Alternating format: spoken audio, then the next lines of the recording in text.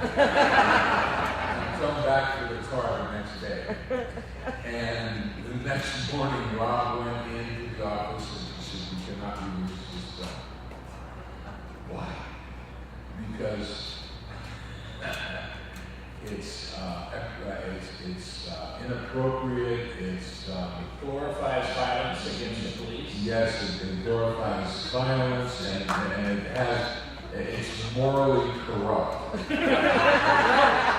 Yes. At least she was watching. Apparently she had the vapors. I don't know Henry James novels, but she had the vapors. The other thing is when we were in the middle of shooting, Rob would sometimes show us a little bit of the footage that he had edited together. And I remember him showing me, and I don't know if it was Karen Blackman, she was there, so maybe it was me, I don't know who else it was, but he showed us the scene where I'm like standing there with a gun pointed at poor Walton Goggins. And the camera pulls back, and there's literally 40 seconds, maybe almost a minute of silence. And then, of course, poor Walter gets it. But that really, that turned out to be the heart of the movie. That's the dramatic heart of the movie. And that was the first thing Universal wanted to cut out.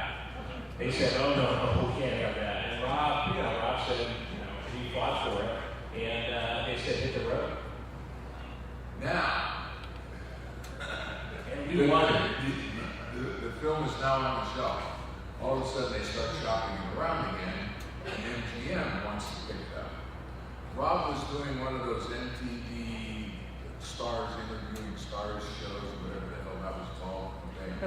And he was talking to Ben Affleck about Affleck's new picture. Affleck says, "Forget about that." Daredevil. Huh? Daredevil, yeah. Forget about that. What about your film? And he said, "Well, it wound up on the shelf, but we have somebody else that's interested in it now." Who? MGM. I said, "Well, if Universal thought it was morally corrupt, how come MGM wants it?" And as a joke, and you could hear the whole crew laugh when he said this, okay? He said, "Well, I guess MGM doesn't have any morals." The next morning, they sent a troop of stormtroopers into the art department, and they literally shredded everything that had House of a Thousand Corpses on it. And I know that for a fact because my daughter-in-law was in the art department at MGM at the time. Yeah, they gave him the boot. It took about 3 years of wandering in the wilderness until a friend of Sid's and mine, a woman named Shayla Johnson, who had seen a screening of House of a Thousand Corpses and also was working for a guy named Peter Block, then head of movie production at Lionsgate. And Shayla said to Peter, "You've got to see this movie." And Peter screened it, and they made a deal. He loved it. Lionsgate. He loved it to the point where he put his job on the line. Wow. Because the execs at Lionsgate said, "If this thing is a flop, you lose your job." He said, "I'll put my job on the line." House of a Thousand Corpses made its money back the first day.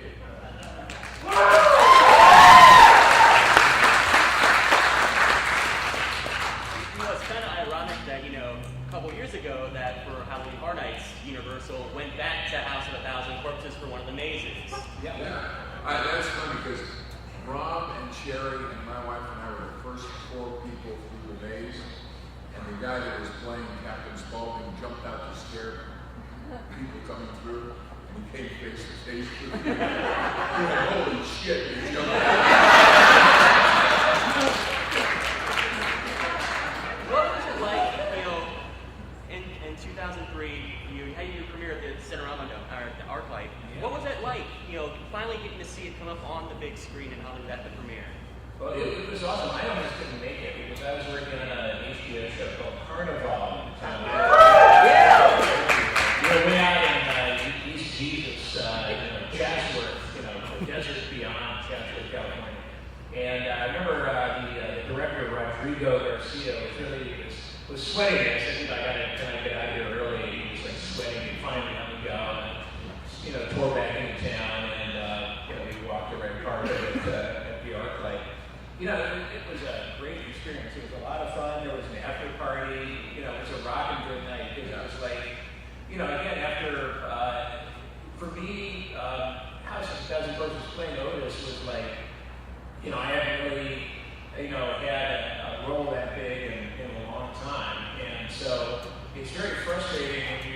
you think ahead, your whole career is kind of poised, and waiting for this thing to happen, and then it doesn't, and doesn't, and doesn't. So for me, it was very exciting just because it was really, as much as I loved the movie, it was also so much relief. Everything is finally somebody got to see it. Yeah. And we loved, by the way, a shout out to Dennis Stimble. Yes. Who played Grandpa. And the poor guy never lived to see the film. That was sad. And of course, Karen Black, Matt McRory. There were some great characters in there in that movie that really made it such a wonderful movie. We had such fun working with him. Yeah. And somewhere around here is Michael J. Pollard. I think he might be, headed in the wrong direction to attempt. He might be at snow camp by now. I don't know. The menu was in House and Horses, right? Oh yeah, absolutely. Anybody see the menu to the? Yes. Well, there's a couple of interesting things about that. First of all, I had this 12 pages of dialogue that I got at midnight the night before we were supposed to start shooting. So I came into Rob first thing in the morning and I said, I can't remember all this shit. And you have the high points, you asked. Well, yeah. So he said, he handed me a jelly donut and a pornographic magazine and said, go. And at one point, Bill and Sherry and I were standing around talking about Tiny. And I told him a mouth motherfucker or something. And Bill said, well, at least he got stump broke. And Sherry looked at me in all honesty and innocence and said, what's stump broke? And I said, well, before you get your first piece of ass, you got to practice on something. And he just never gave up the stump. And that's how Tiny Fuck the Stump happened. So, can you guys talk a little bit about the makeup effects of the villain, especially? No. Bring it up. Well, for Otis, once again, they wanted me to shave my head. Every time I get a good part, they always want me to shave my head. What is wrong with my head? Chop, they shave my head. Otis, they shave my head. Otis and Devil's Rejects, shave my head. But, so, I shaved my head. And my makeup is pretty easy. They just, put a wig on me with some glue. And occasionally painted my face white with a little bit of black highlights. And I think they made my teeth look kind of funny. And then they put contact lenses in because in the House of 1,000 Corpses, Otis, I'm albino, or kind of partially albino, or half albino. But then, of course, in Devil's Rejects, I'm one of the Auburn brothers. So. They didn't do too much with me. They put on the tattoos and the makeup with that tattoo. And you stand up. We got an example of that.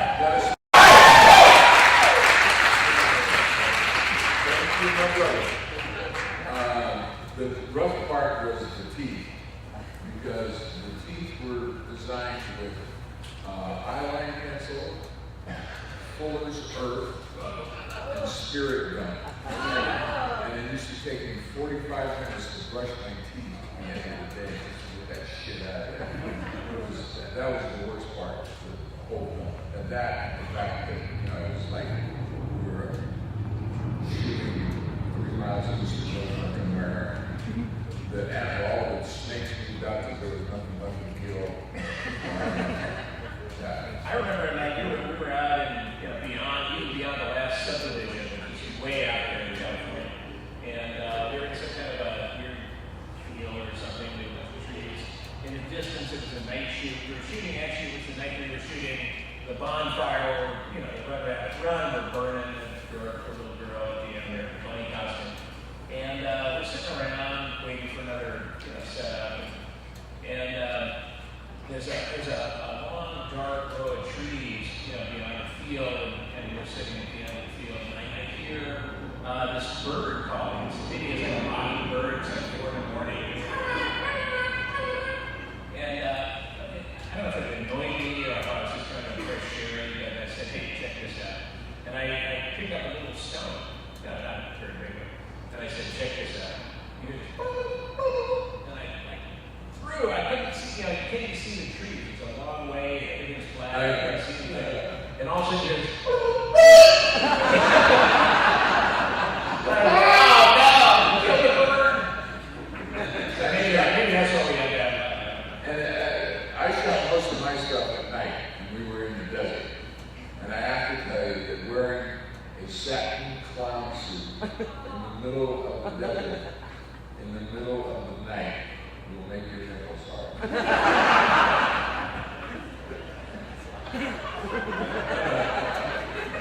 I think somebody here should be courageous enough to try it. Don't take his word for it.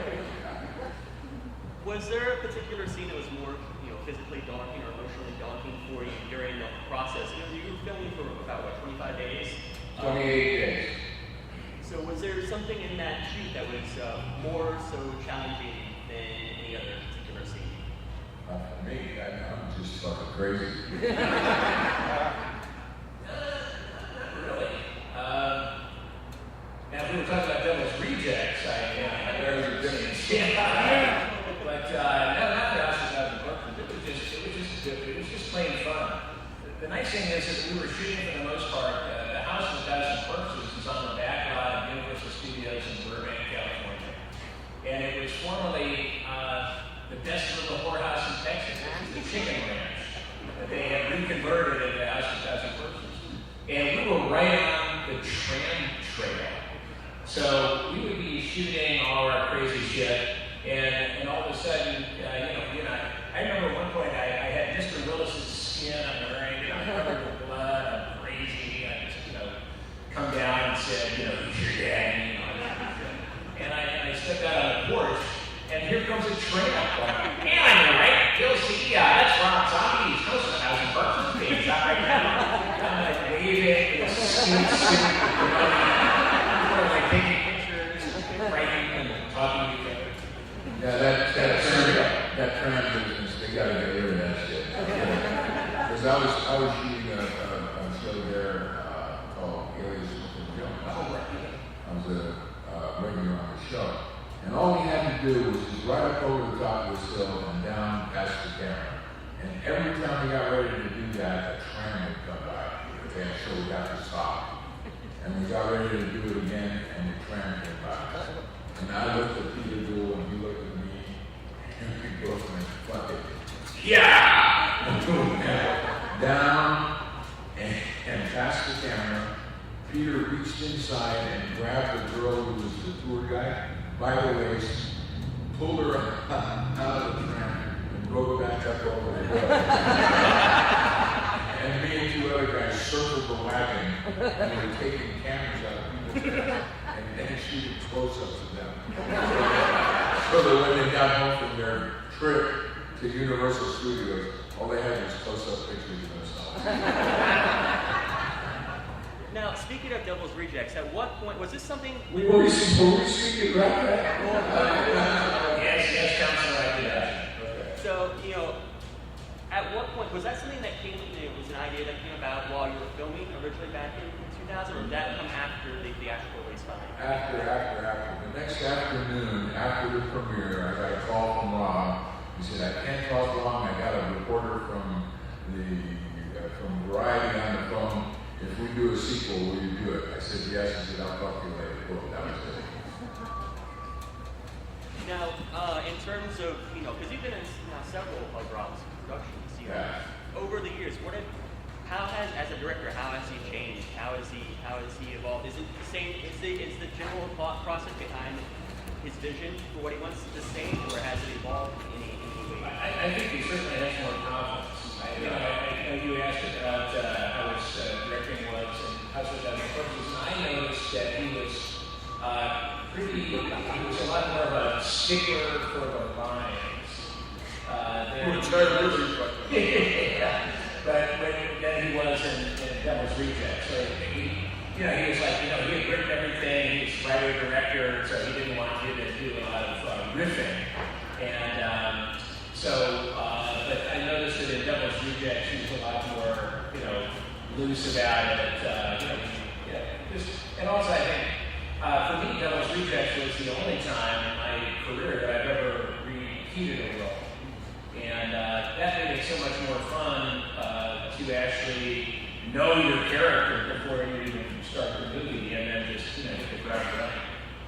So in House of 1,000 Corpses, his deal was maybe we should do whatever.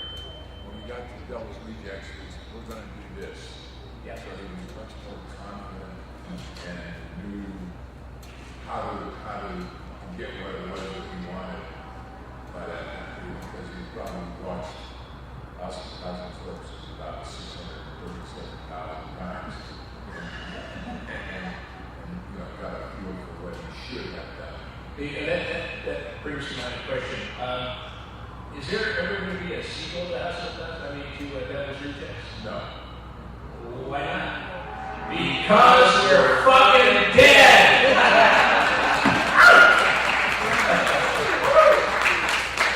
And if there's a prequel, they better hurry up or we'll be doing it in walkers.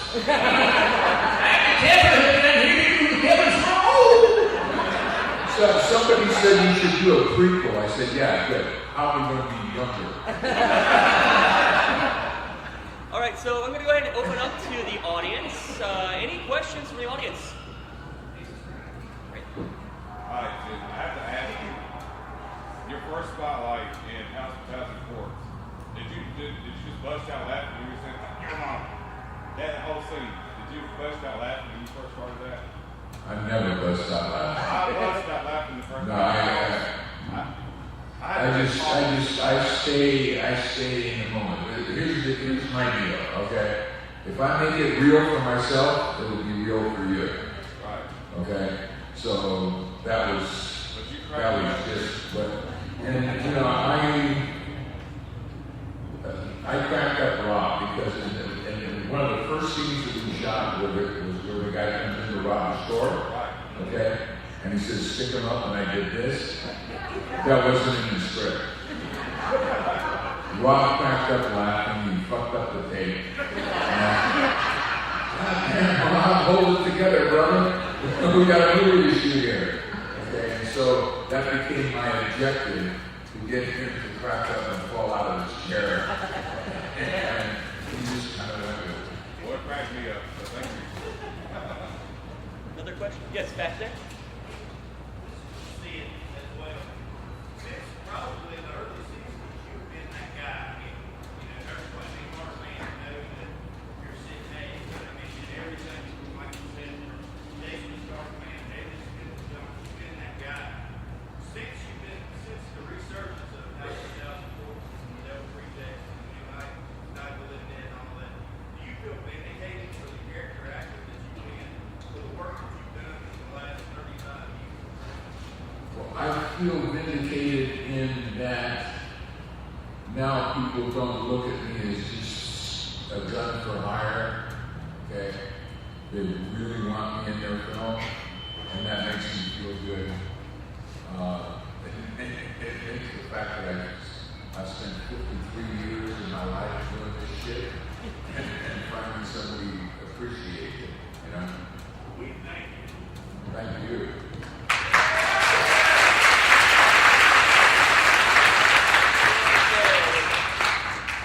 Alright, so now about the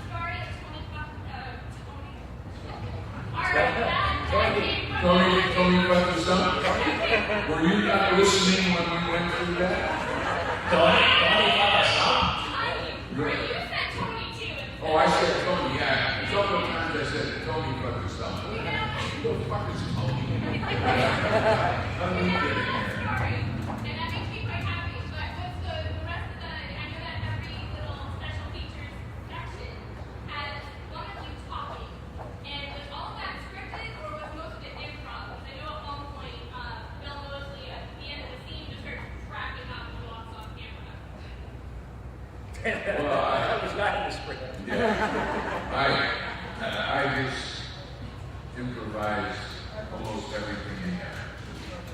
To the point where I walked out with a donut in my mouth and flipped off the camera. And speaking of donut, wasn't there a donut or what it says? That was a donut. He gave me a jelly donut. No. I mean, what is the Indian thing called? Is that a donut? Easter egg. Easter egg.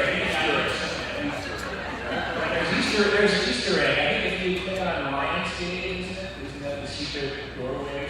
Yeah. You find, I don't know how to do that. I remember that. Right up front. Will there ever be a Captain Spaulding fried chicken cookbook? Well, actually, I was working on that, and I came up with one hell of a great recipe for fried chicken. But I worked so hard on it, I hate fried chicken. But I have come up with a new spice blend, which I'm talking to some people about putting on the market. Off topic, Bill, All American Master. When's it coming out? Probably never. Yeah. That sucks.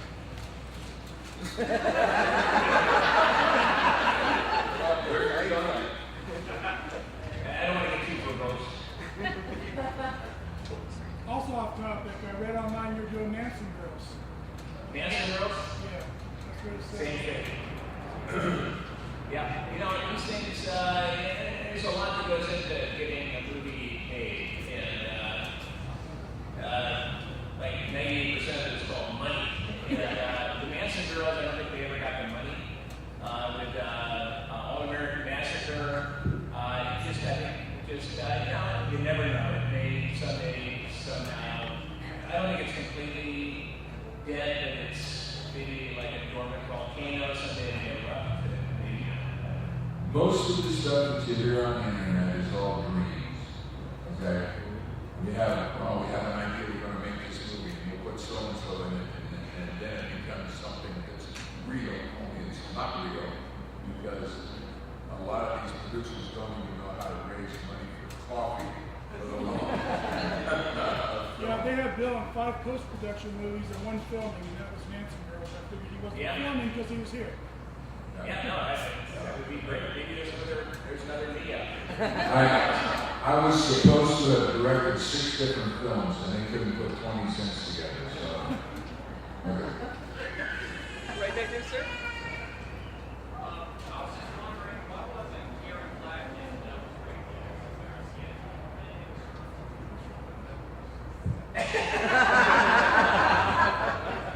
Also, Robert Hughes.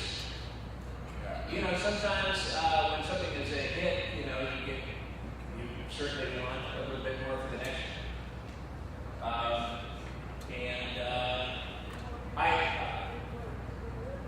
I have those same feelings. So I'm very lucky to have somehow survived that. And it's a difference. I'll put that in my book. Now, between House of 1,000 Corpses and the Devil's Rejects, there seems to be, like, you can tell when you're watching 1,000 Corpses that there's a playfulness with the cast. And then with Devil's Rejects, you guys seem a lot more serious. And was that a conscious thing for you guys to want to change your characters? And I want to know the difference between the characters. There seems to be a more grittiness and more seriousness from House of 1,000 Corpses. Because you guys seem like, the cast seems like they're really playing with each other. Whereas, like, Devil's Rejects, you guys seem like you're, you know what I'm saying? Awesome. Like, is there a difference between the characters? Did you grab any inspiration? Or? This starts out under Ginger Lynn. So. Yeah. When your first scene in the film is banging Ginger Lynn, come on. Are we talking about serious? That's some serious shit right there. And I told Rob, here we go with this. I told Rob, I'm doing this with my underwear on. And he goes, why? I said, because if I go skin to skin with her, this is going to be a whole new kind of movie. They had to lower her on top of Sid because she had just had surgery for a bad knee, right? Yeah. So they literally lowered her on the Somebody had to be there, but I did say to Rob, and okay, I'm going to get a reaction from all the women here. I told Rob, I said, I want to do something in that scene with Ginger that will piss all the women in the audience off. And he goes, what's that? I said, I want to keep my socks on. Yeah. That's right. This question's for Sid. Can you tell us any stories about working with Lon Chaney Jr.? Yeah, the first 2 days working with Lon Chaney Jr., I just stood there with my mouth open. I was playing an idiot, so it worked. The guy was absolutely amazing, fantastic guy. And in that scene where he's telling us that he's going to go get this big surprise and it's going to go boom and all this business, and basically what he's telling us is that we're all going to die. At the end of that scene, the entire crew just broke out into applause, and they wouldn't run off the set for 5 minutes. It was very cool. Yeah. In House of 1,000 Corpses, you guys don't share really much screen time except for like at the end. But in Devil's Rejects, you guys have a great relationship where you fucking meet each other, but like your family. Like, did you guys talk about that at all? Was that just scripted, or there's a scene where it looks like you guys really will, are willing to We kill each talked other? about it so much that it just kind of happened. Yeah, you know, during those 3 years between House of 1,000 Corpses and Devil's Rejects, you know, we went to a lot of weenie roasts at Rob's house. Sherry, by the way, makes a great jello. I went over to their house the first time for a lunch and like a barbecue type thing, and she served jello. I mean, you know, after the barbecue.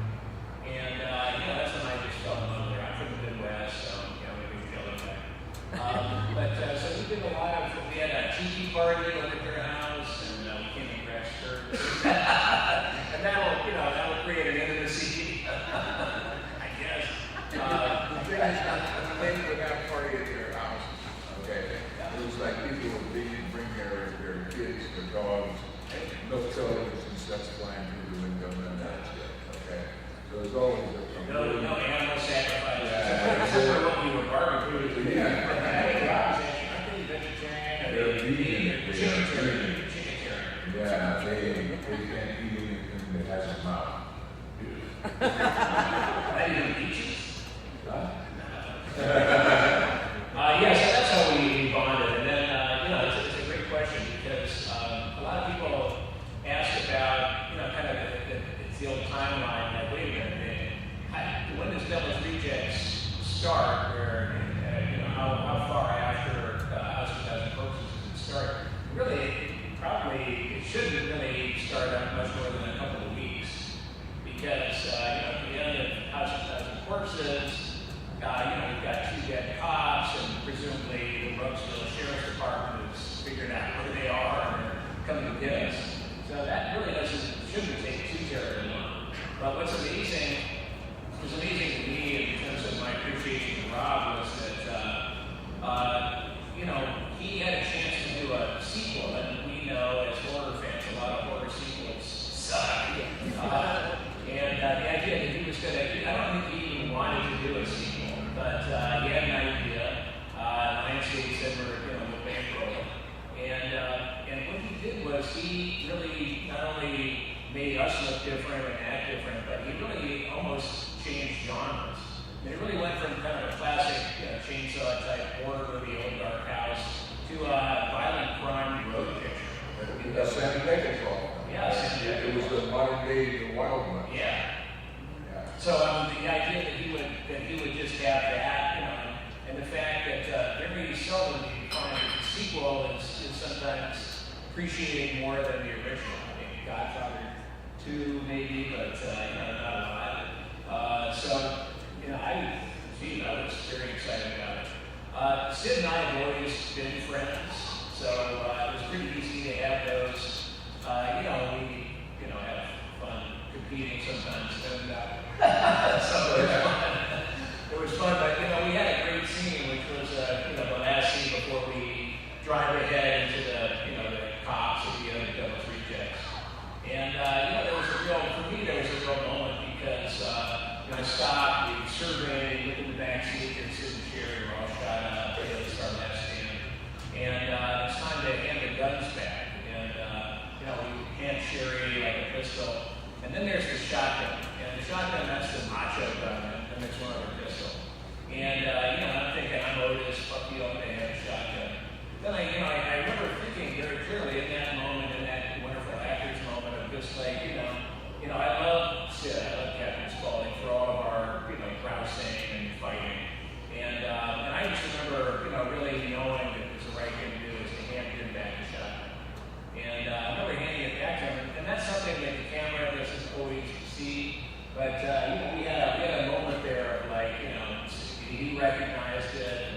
then there was a real moment there which was fantastic.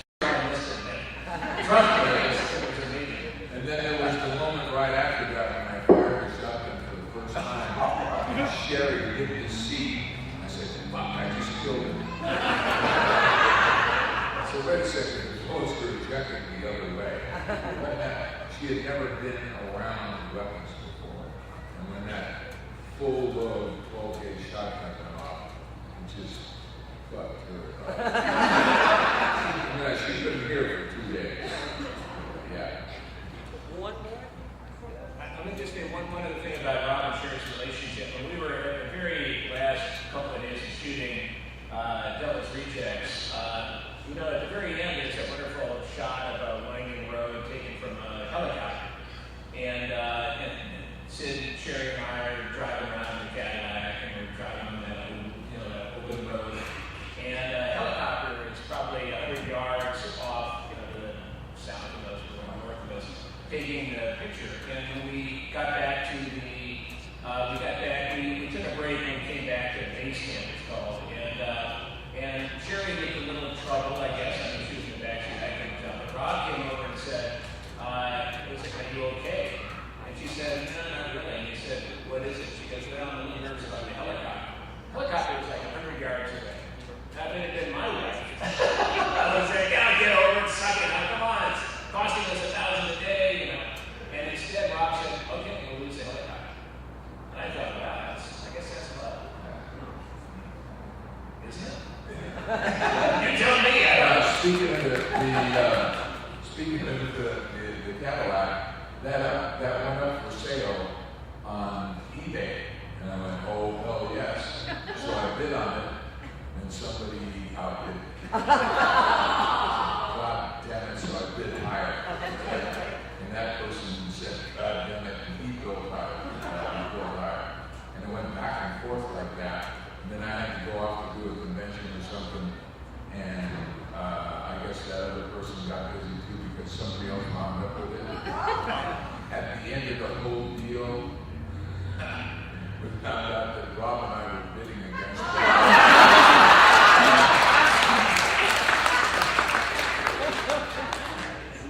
Now, last night, of course, we had the premiere for your new movie, Bill Smothered, which got a great response as I heard. Now, Sid, we have a special screening of the trailer for your new movie, High on the Hog, which is going to take place in the screening room in the main hotel coming up here in just a little bit. So after the panel is done, if you guys want to head over to the screening room, they're going to be showing a special screening of the trailer for Sid's new movie, High on the Hog. You want to tell us a little bit about that? And if Bill, would you like to talk a little bit about Smothered as well? High on the Hog is a film about a guy who was a farmer, and his family, this farmer's been in his family for 5 generations, and things are a little tough, and he just got to supplement his income by growing a little weed. And through trips in town and this, that, and everything, he ran across these women that were really being abused, and he took care of them and brought them back to the ranch, got them on sport and everything. And they become a family. And everything's going along great until the DEA shows up. Then everything turns to shit. But it's a film about a family who's really a family that they feel like family, and they stick together and they fight to the end. I know it sounds like another ride into the cops. So yeah, that's what that film's about. I'm excited about it, and it's the first film that I was also a producer on, because I was working on the film, and the cast and crew was just so energetic and so enthusiastic, and wanted to do such a great job, and they didn't know how to do their jobs. And so I went to the executive producer and I said, you need a producer in here that has got some organizational skills that can teach these guys what it is that they need to know. And he looked at me and he said, well, will you do it? You have my agent's phone number. He called, they made a deal, the next day I was a producer. Shit happens in Hollywood. Sid showed up with a French beret and a novel, and he had boots, right? And a bag of right. Okay. Now you're getting away. Yeah. So, Yeah, all right. I know. Smothered, we shot in Louisiana, written and directed by John Schneider, Dukes of Hazzard, Bo Dukes. And, it's, for me, the movie was, a fun time. It was fun to hang out with R.A. Aloff, and especially my buddy Kane Hodder, who, speaking of Devil's Rejects, was the stunt coordinator of Devil's Rejects and did an amazing job. Kane and I actually have been in a bunch of movies together. We did something called Old 37, which one of these days is going to come out, where we play brothers. We drive around a beat up old ambulance, and it's Old 37. And this is a police scanner, get to accident sites before the real ambulance. And we jokingly call it a bomb chipper, because we actually have a wood chipper in the back of the ambulance. That was when the death councils were being stuff. We were volunteering. Also, I'm actually taking off April 10th for Australia, and Kane's already over there. We're going to do a movie together called Charlie's Farm, and hence I'm growing the chin spinach here. And I play a evil, disgusting cannibal. It's the word to be together. But the smothering, it was great to work with. I thought Kane did a great job. I don't know if any of you saw the screening last night, but Kane really was the leading man in the movie, and he did a great job. He was so much fun to work with, and it was funny because in Old 37 he's mute, so it was great to, welcome to a wonderful world of memorizing lots of lines. It was great. Obviously the group is here, Malcolm Bernard, and Don Shanks, and we had a lot of fun just hanging out in Baton Rouge. My fondest memory of the production was they gave me a nice room overlooking Mississippi. Every morning I get up and stretch and look out like the 7th floor window into Mississippi, tugboats, and that's kind of cool. And I've never been to New Orleans before, so that was very, very cool. So I hope you'll like it. I guess smothered for some people is really the way they would like to go, which is smothered under, a pair of double B's. But we'll see. I hope you all, buy 100 copies of the DVD. Well, thank you both for coming out here this afternoon and for joining us this weekend. And